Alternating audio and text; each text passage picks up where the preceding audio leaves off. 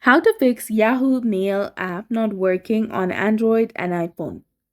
Hey there, welcome back to our channel. Today in this video, we are going to discuss about the Yahoo Mail app not working properly on your iPhone or Android. So now let's get started. First of all, you need to go ahead and check your internet connection.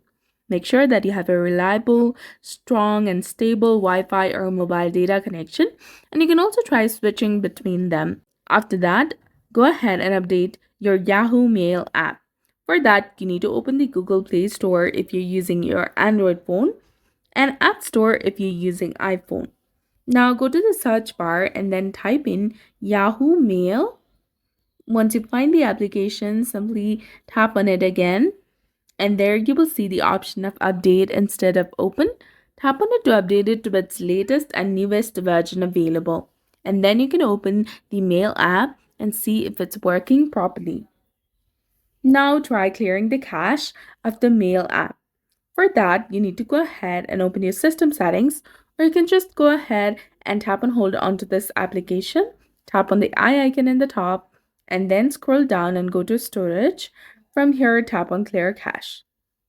Come back, try disabling this application and re-enable it again.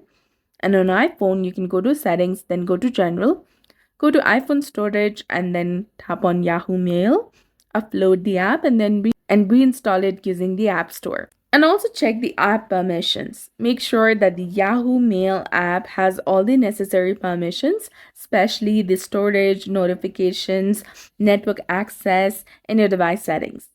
And also disable the VPN or battery saver, as these features can sometimes interfere with the app's ability to sync. Now you can go ahead and restart your device completely. Tap and hold onto the power button and then tap on restart and you'll be done.